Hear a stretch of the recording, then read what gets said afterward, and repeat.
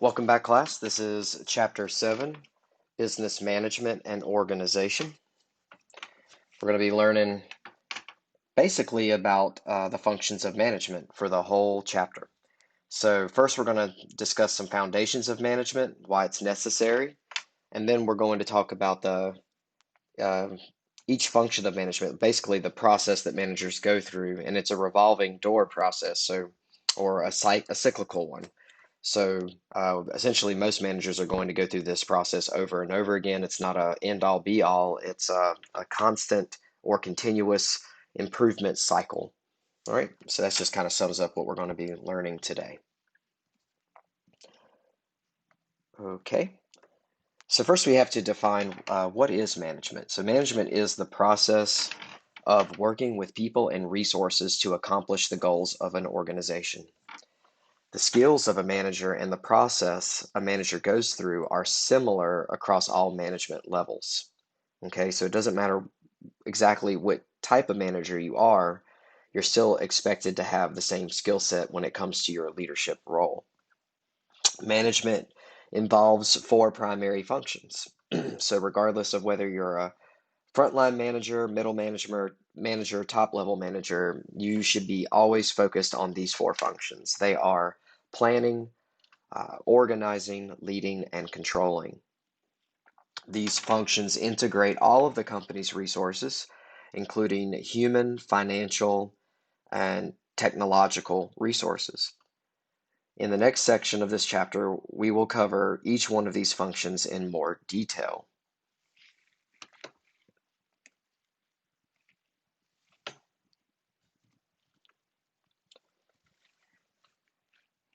So what this figure basically shows you is it's kind of like an image of an organizational chart, but they've kind of reimagined it as a pyramid that shows you the different levels of management. And then it kind of gives you, because we don't normally see folks with these types of titles inside the pyramid, if you look to the left of the pyramid, when you hear those positions, those titles, that should give you an indication of what level they are at in their company. So when you see president, okay, or if you hear CEO, or if you hear executive vice president, these individuals are top managers or corporate officers. And depending on the size and organizational complexity of a company, um, these are essentially the folks who run the company. And some other examples might be the CFO, which is the Chief Financial Officer, the Chief Operating Officer or Chief Operations Officer, the COO, and the Chief Information Officer, CIO. And there's even more examples. There's CMO now, Chief Marketing Officer. So there's a lot of chief executives now, depending on the company that you're looking at. These top managers generate strategic plans. Their job is to determine the long-term goals of the company. They develop the mission statement. They also develop the vision statement for their organization. So it's their job to always be forward thinking, always making sure that their company is maintaining a competitive advantage now and in the future, and determining if that advantage may or may not continue to exist, and if not, then how can they continue to have one in their industry? Okay. They also establish the culture of the company. It's their job to inspire employees to follow their vision. Okay. In smaller companies, especially smaller companies like the ones that you might have seen on Shark Tank, um, top managers may also be responsible for every function that we're going to talk about today because they may be the only ones currently working at the company. But as the company grows, these companies will need to add more and more employees and more management roles. And for most of them, they're seeking to get on this level. And so it's important to understand all the different levels of management that a large corporation might have. Looking at that middle level there, that level is called middle management. You can think of middle managers similarly to how you would think of top managers, except um, they are the managers of a specific division instead of a whole company. So imagine, if you will, a production company, right? So you might have your chief executives at the very top who are steering, the company in the right direction. But right beneath them, you'll have divisional managers like, your manager over the production line. You might have your manager over your financial departments, like you might have a financial manager over accounting. You might have a manager over shipping, right? You might have a manager over safety, and so these would be your middle managers. Your slide here gives other examples. They say, there's the operations manager, the comptroller, the sales manager. Okay, so these managers are responsible for tactical planning and creating more specific plans that coordinate with the strategic vision set by top managers. Okay. Um, Depending on what company you're looking at, you might even say that team leaders that are not necessarily arranged by function but are responsible for groups of employees, they could also be middle managers. So that's just another example. Okay. And then at the bottom of this pyramid, we have what we call first line or frontline managers, and they carry out operational planning. Okay. These managers normally fill more of a supervisory role, and their supervision is over frontline or first line employees. And those employees are the ones who are responsible for carrying out the day-to-day operations of the company. They may also do the work while they manage the people. So if you've ever known someone to be a team lead, so the team reports to them, but they also do the same job, that's an example of a first line manager. Okay. An example your book gives is a manager at Walmart who might manage the cashiers, but also serves as a cashier themselves. That would be a team lead, or, as we would classify them here, a first line manager.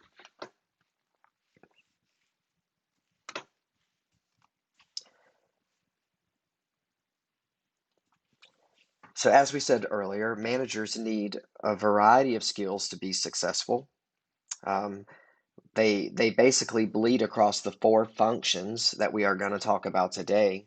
But if we want to get really specific, if you're interested in being a manager, it doesn't matter what level of management you want to be at, you probably need to have these skill sets. The first is conceptual.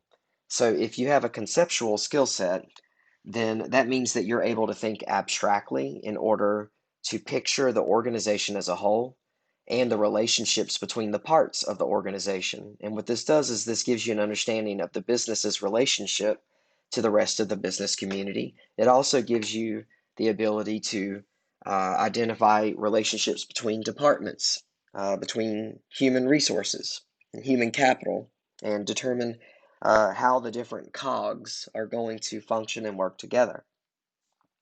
Okay. Then there's the technical skill set. This includes the abilities and knowledge that enable an employee to carry out the specific task required of a particular job. So, an example your book gives is like, if you work for an architectural firm, then you probably need to have some level of drafting skills in order to be successful at managing, folks who work at that firm. So managers don't necessarily have to have these technical skills as their expertise, but they have to, at the bare minimum, understand how to perform the skills required of their employees in order to be able to supervise them.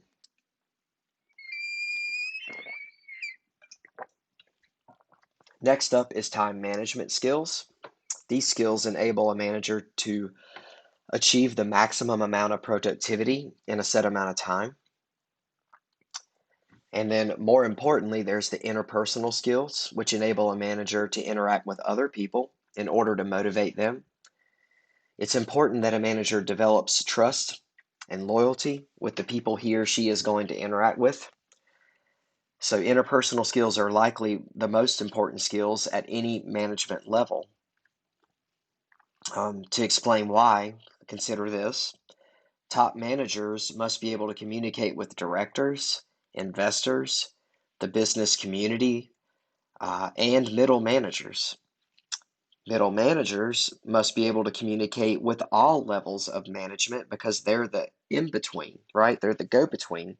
They act as liaisons among all groups at a company. Lower level managers must be able to motivate, train, and support all of those who perform the task of the organization beneath them. They also have to be able to communicate with middle management. So they have to be able to make sure that they can articulate concerns from the front lines up the ladder to ensure that things that need to be done get done. So interpersonal skill set is probably the most important bullet point uh, when it comes to management as a whole. But let's not forget decision-making skills. Those enable a manager to identify and analyze a problem, examine the alternatives, choose the best course of action, and then evaluate the results. And again, this skill set is cyclical also, because once you evaluate the results of any decision, normally we start all over and we devise a new course of action, right? Or a new problem. And we then examine the alternatives. We choose the best course of action and we re enter the evaluation stage and we do it again and again. Now, it's important to note that any given manager will be stronger in some areas than they are in others, but every good manager is going to at least be able to have some level of skill set in all of these areas.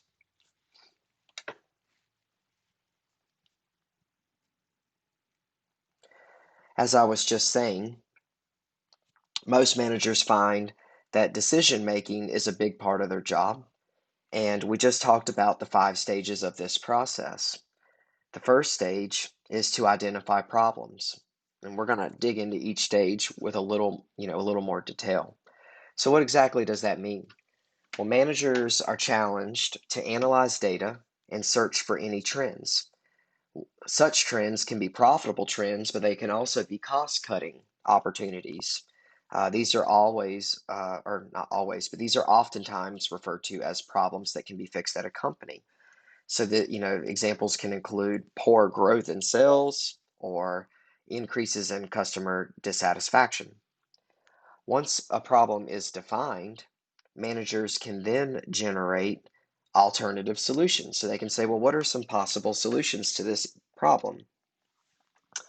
Once they have identified several different solutions, and it is important to note that we almost always identify, at least in the business community, we typically always identify at least 3 different solutions to any given problem. And we do that because that allows us to vet each solution. So that's what we mean when we say that managers evaluate the alternatives, and they normally do so based on some criteria that was established either by middle management or upper management. That criteria can be cost, it can be feasibility, it can be time, resources needed, market acceptance, compatibility with the company's mission, vision, values and goals, or it can be a combination of any of those things.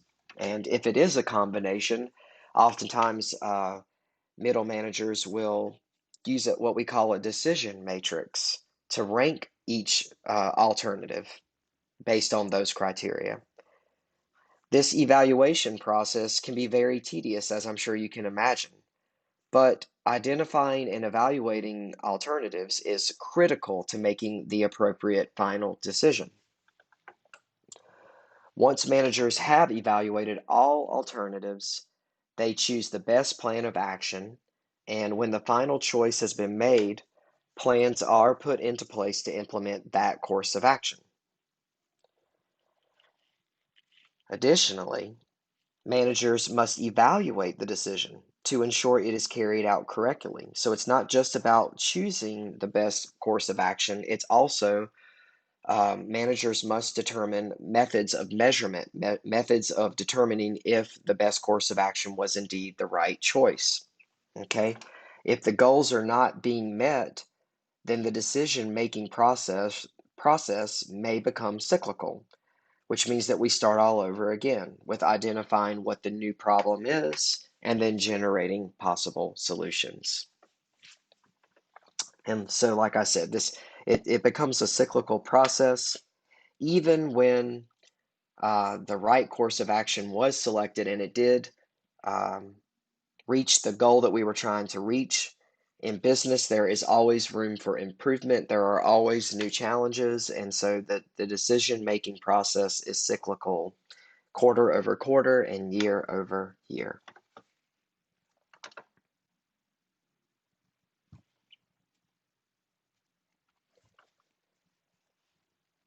So what we're going to do now is we're going to kind of transition over to the four functions of management. And this slide just gives you a summary glimpse at what those four functions are. So you might recall earlier in this lecture, we said that they are planning, organizing, controlling, and monitoring and leading. Okay, and there's some bullets here that summarize that, but um, we're going to go into each one of these functions in detail, um, except for leading. And the reason why we're not going to go into leading in a lot of detail today is because leading actually gets its own chapter in our textbook. So chapter 8 is all about leading, the function of leading.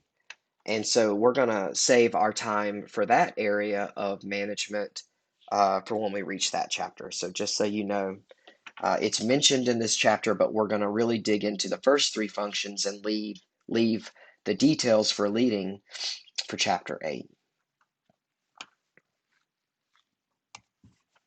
So the first function is planning. So why do managers need to plan?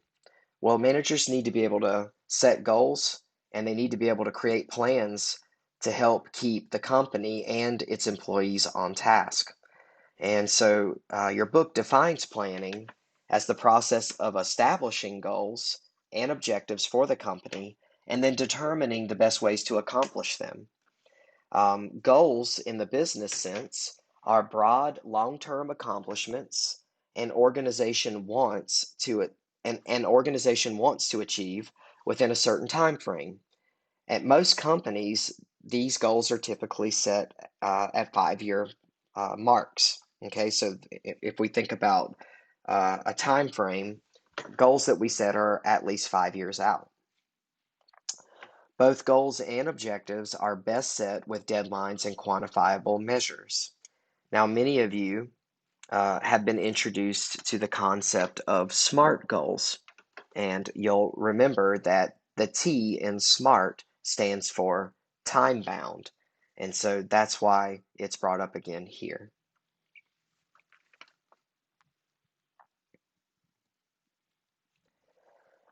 The strategic plan is the course of action established by top managers.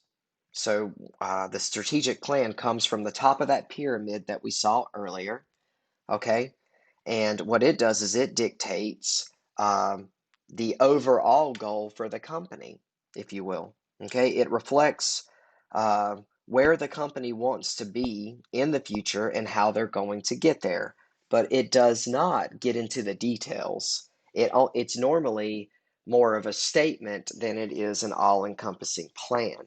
Okay, so a good strategic plan reflects what is going on inside the company currently and outside the organization, and it focuses on how those conditions and changes will affect the organization in the future. Okay, and there's a lot of different steps that top management will use to develop their strategic plan. But the goal is to establish its purpose by creating a mission statement, creating values, and creating goals. Now, you might ask, well, how do they do that? How do they get this idea of where they want to be in 5 years? Well, one of the most important and prominent tools used in the field of business today is called a SWOT analysis. You may or may not have been introduced to it before. SWOT stands for strengths, weaknesses, opportunities, and threats. Okay? And most students mistakenly think of these items the wrong way. So I'm going to stress this now, and hopefully, if you watch this lecture, you'll remember this because you're going to be challenged to do your own SWOT analysis for one of your homework assignments. When we talk about strengths and weaknesses, those are inward looking. They are internal to the company. So if you're looking at any particular company, you're going to say, what do we do well and what do we do poorly? Okay? But it's inward focused. Okay? So when you talk about the first part of a SWOT, the S and the W, it is inward looking. You're not looking outside of the company, you're only looking at yourselves. Okay? So it's introspective. Okay? However, when you are talking about opportunities and threats, you are not talking about the company anymore. You're looking outside of the company. What are opportunities? What are our opportunities as a company? What are things that we do not currently do, but if we did them, it would be profitable. It would improve company image, right? And then on the flip side, what are the external threats? Is there something that another company is doing that if we don't do something about it, it's going to impact our day-to-day business? Are there special interest groups that are challenging us to do something that we don't currently do and they are threatening our daily business? But these are all external to the company. It's not something that we do, good or bad. It's something that we could be doing or something that someone else is doing that is threatening our business, and we must respond to it. And that's how you divide up a SWOT analysis. When I ask students to conduct a SWOT analysis, I oftentimes see students label opportunities and threats incorrectly or strengths and weaknesses. For example, they'll say that a weakness is that some other company does better at something than we do. That's not a weakness because we don't currently do it at all, right?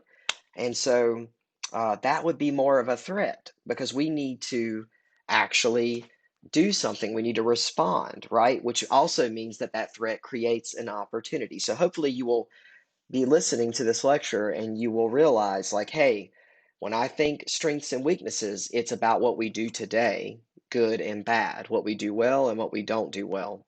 Okay? But when I think about opportunities and threats, it's things that we don't currently do, but that what we could do, or that maybe it's something another company does that we don't do, and we must respond to it. Okay? So it's outside of the company. All right? And based on the SWOT analysis, our top management will then formulate a strategy through tactical planning. Okay. And then they will implement that strategy through operational planning. Okay. So this is kind of like the step by step process of formulating a strategic plan.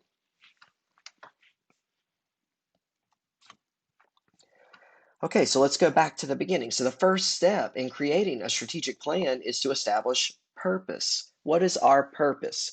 And so this typically boils down to two main statements. And while these statements are typically very simple in nature, they are very difficult and complex to create. Okay, and you must learn to differentiate between the two. Okay, there is a difference between a vision statement and a mission statement. Okay, a mission statement helps management and employees remain focused on what they do. And how is that? Because a mission statement is a current description of the organization's current purpose, its basic goals, and its current philosophies. Okay? So a mission statement reflects the current personality of a company and can be different in design and content depending on what company you're looking at. But the key vocabulary term that you must focus on here is that it is the current description. Okay? So when someone says, what is your mission? Your response should be, as a company, as a business, it should be, this is what I do now. This is what I do. This is the problem that I solve today. This is the product that I offer to the public. This is the service that I offer. This is what I do. This is the business that I am in. Okay? Now, that is different from the vision statement. The vision statement identifies what the business wants to be in the future. It's where I'm going, it's where I'm headed. And that is not necessarily where I am today, right? And so, oftentimes, the students will say, well, if I work for a profitable company, wouldn't the vision and the mission basically be the same? Well, you have to remember that to remain competitive in any industry, top management must always ask the question, will I be will I maintain my competitive advantage in 5 years if I continue to do solely what I do today? And I promise you, the answer is no. You must always be seeking that competitive advantage 5 years from now, which requires growth and change and evolution, right? And so the vision is where I think my business needs to be headed, right? So while my mission statement explains to the public, this is what we do, this is the business that we are in, the vision statement is even more important because it tells my investors and those who work for me and place their confidence in me as the leader of the company, it tells them the vision that I have for the company 5 years from today. So they're very different statements. Please do not get them confused. So here's an example of what a SWOT analysis might look like. Okay, and I'm not going to go into super detail. I'll let you look at it. But what I want you to note is I want you to note that the S and W are internal. Okay, they are internal. They look at strengths that Walmart currently has, and they look at weaknesses, things that they do not currently do well. Okay, then when you look at the opportunities and threats, key word is external, okay? External. So things that we don't do but we could do and it would benefit our company. Also threats from outside of the company that if we don't respond to them, then they could hurt our daily business, okay? And this is how top managers um, boards come together, boards of directors, they come together and they do analyses just like these, and this is how they come up with their strategic plan. Okay, so this is an example. You're also going to do this for homework. Okay, so if we were in a classroom, I would actually have you practice this in class, but again, that's why I've given it to you for your homework. So look to your discussion forum to see how you're going to get some practice doing a SWOT analysis. Okay. So earlier I mentioned that you may have come across SMART goals. And most students that I ask, even high school students, will tell me that they were exposed to SMART goals at some point. If you haven't, then this will be a good refresher. Also, this particular publisher likes to tack on smarter goals, although I think it's just somebody trying to make the acronym longer when it's really not necessarily. I think SMART goals was pretty elaborate enough. But so what does SMART goals mean? Well, it stands for specific, measurable, acceptable, realistic, and time bound. Okay? And so what we mean is any goal that you establish, either for yourself, for your business, for your company, that goal must meet all of these parameters in order to be a strong goal. If it's missing one of these parameters, then it's not complete. So essentially what you do is you sit down and you develop a goal, and then you evaluate it using each letter of this acronym. So, is the goal specific? Is it clear and concise? Right? Is it measurable? Can it be defined and monitored? So, that means, is there some quantitative measure? And if there's not, you must come up with one, right? And it can't just be time. Sometimes it can, but oftentimes we want something more than just time.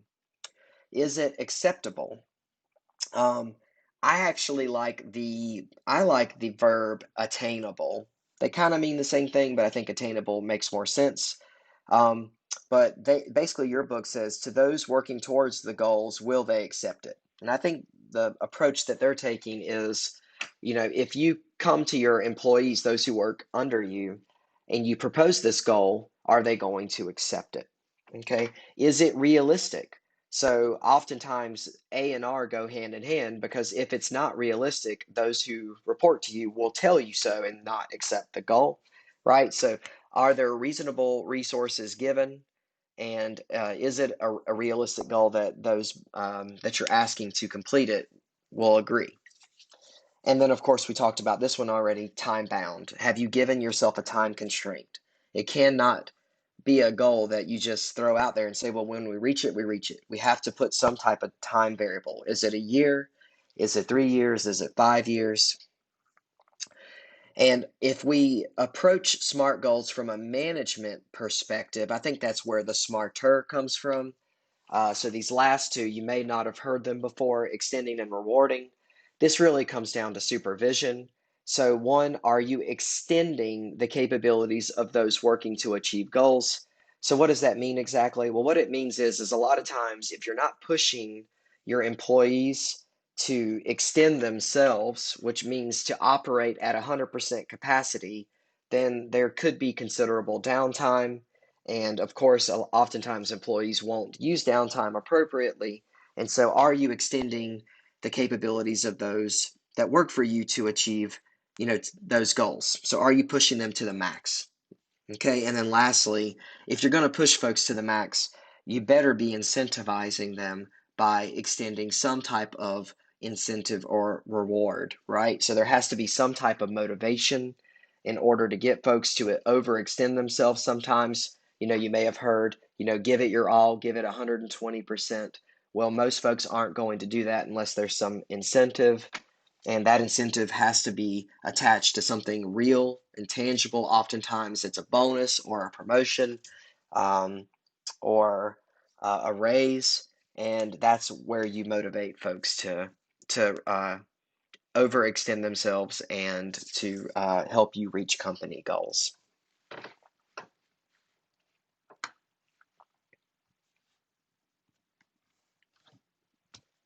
Okay. So now we have to kind of break down how planning works at an institution. So, first we learned about the strategic plan. And that, well, as I said before, it's not super detailed because it's the main course of action. Top level managers come up with this, okay? They set the approach for achieving long-term goals, long-term objectives, right? So, simply put, a strategic plan points the organization to where it wants to be in the future, and it identifies how it's going to get there. But it's not very granular, it's not very detailed. The next level are tactical plans. Tactical plans specifically determine the resources and the actions required to implement particular aspects of the strategic plan. Middle management normally are the ones who generate tactical plans to carry out the goals determined by the strategic plan. So tactical plans are made with a 1 to 3 year horizon in mind. So remember, strategic plans are 5 years. So now tactical plans are 1 to 3 years. All right. Then we look at operational plans. In an operational plan, the specifics of carrying out tactical plans are spelled out. First line managers precisely determine the process by which tactical plans can be achieved. So operational plans depend on daily or weekly work schedules and focus on specific departments or employees. And then there's contingency plans. Contingency planning is a set of plans that ensure that the organizational will run as smoothly as possible during unexpected disruptions. The particulars of each plan differ depending on the size and function of the company and the magnitude of crisis for which the plan is needed. So these are essentially like what if plans, and they are handled at the middle management level as well. But they come up more along the lines of, okay, we've got our strategic plan, we've got our tactical and our operational, but what if something goes wrong? What if things don't go according to plan? How are we going to make sure that the company operates smoothly during these what if scenarios? And that's why we talk about it last.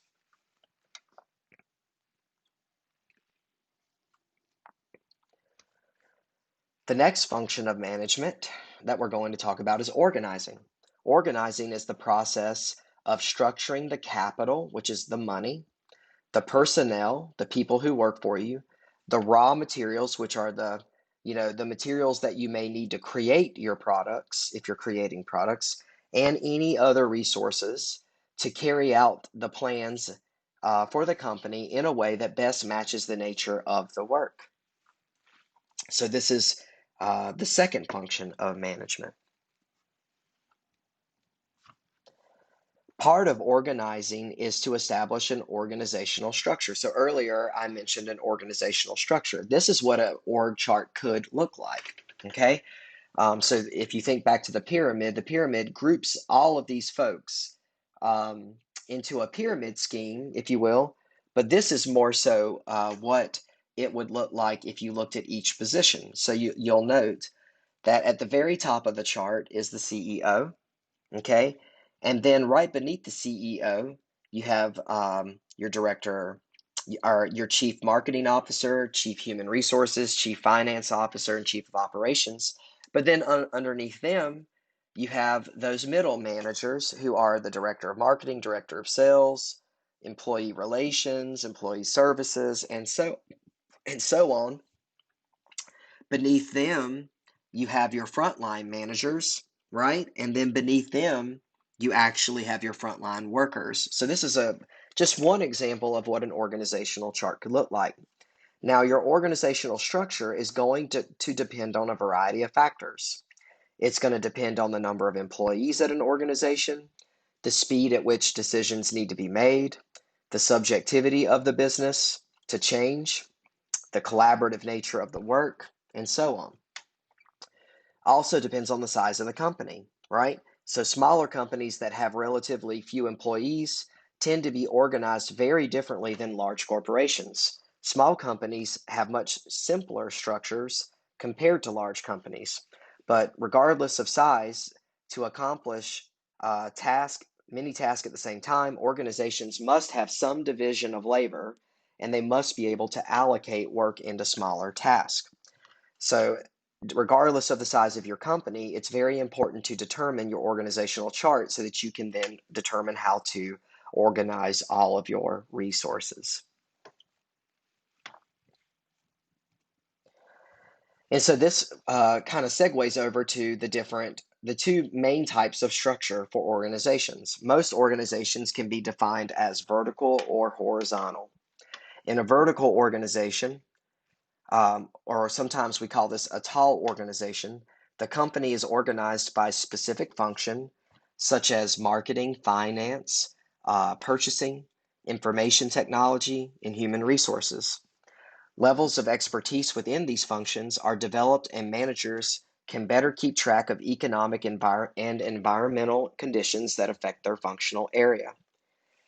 The integration among these functions and the divisions um, are not always easy to communicate with because the lines of communication are vertical. They all report up and down. Okay, so vertical organizations typically are the primary structure of business when we look at any process that requires decisions to go all the way to the top and back down. Uh, this was very prominent during the Industrial Revolution. Um, Unfortunately, in today's economy, this structure is criticized as being over specialized, fragmented, and inflexible, which slows down a company's ability to respond to market forces. With technological innovations and with rapid change in the 21st century, most organizations are either taking a more horizontal or a more hybrid approach because they need to be able to respond more quickly to market changes. And that's where the horizontal organization came from. We also call that type a flat organization. Okay, so in a flattened organization or a horizontal structured organization, there are still some pyramidal aspects because there's still a CEO. There still is likely a middle management layer, but the organization often has employees who are grouped together in teams or groups. The benefit of this structure is that each team is allotted more responsibility and more autonomy for their work and the outcome of their work. There are fewer layers of management, and the boss's approval can be sought oftentimes after a decision has been made, or it is set up in a way to where the boss's approval can be granted in a much faster way because they may already be a part of the team or group who's trying to make the decision. The company can then be more responsive because more individuals are empowered to make their own decisions. So horizontal structures have been deemed the model for the information or knowledge age. They are suitable for industries that require rapid responses to quick changes.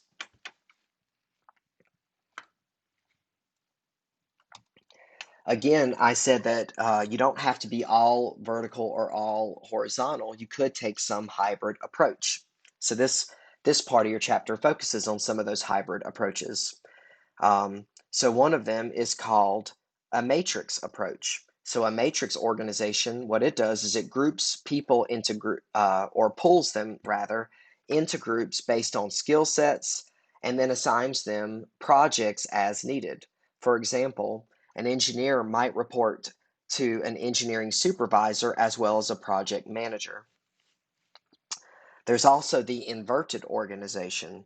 In an inverted organization, management is answerable to the employees.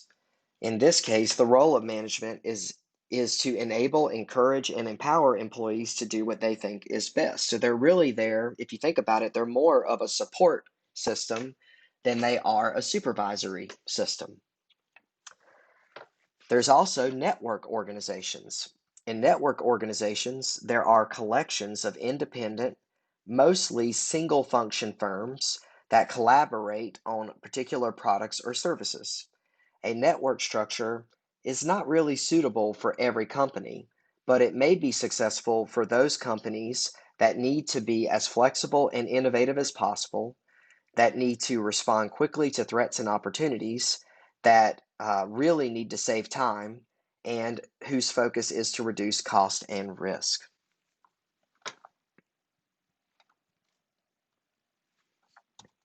Moving on, now we're going to focus on the controlling function. So when we talk about controlling, what we mean in business is the process that ensures that the plans and strategies set in place by management are properly carried out. Through the control process, managers ensure that the company is working toward its short and long-term goals. In addition, controlling helps to identify and correct weaknesses and errors in the system. So going back to our decision-making model, we also can look at this as the monitoring or controlling cycle. Okay, so if you think back to your decision-making model, this is the controlling variable, if you will, of that same model. Okay, so if you imagine back at the beginning, you identify a problem, right? And you must establish a criteria that's going to help you solve that problem. That's kind of the same thing when it comes to controlling as setting performance standards. Okay, so the first thing we must do is determine performance standards. We have to develop a standard, a baseline, right, against which adjustments can be made, right? And so therefore the cycle begins. Then as we select the appropriate solution, we must then measure our performance while we implement that solution, right? And you'll remember that we are consistently evaluating our performance, right? And as we evaluate and measure, we must determine if any adjustments need to be made. Now, how do we do that? Well, oftentimes we look at our financial statements, we look at sales reports, and those are the areas of measurement where we can determine if we are meeting our short-term objectives. Okay, and if we do determine that we are not meeting our short-term goals, we must perform corrective action, right? And essentially, that's like starting this process over again to see if we then are meeting our performance standards. And if we still aren't, then we set new performance standards based on what we have learned. So again, it is very cyclical. It is a revolving door process that never really ends, because the goal is process improvement, and that goal never really ends. It's always, how can we be better? How can we be stronger? Do we need to put more variables in place, more methods of measurement in place?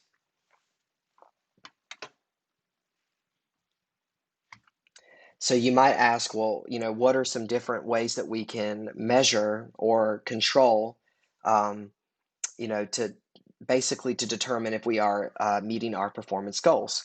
Well, there's a lot of different things that you can look at. Um, Oftentimes, these are the tools that we use to communicate to upper management whether or not we are hitting those goals. So you can use a check sheet, a control chart, histogram, Pareto chart, scatter plot, run chart, or a cause and effect diagram. Now, your book goes into detail what each one of these things does, and I would highly recommend that you read about that in your chapter, just so that I can keep this lecture as short and sweet as possible. But each one um, communicates information in a slightly different way. So it's very important that you become familiar with how each one of these tools helps to communicate different things to upper management.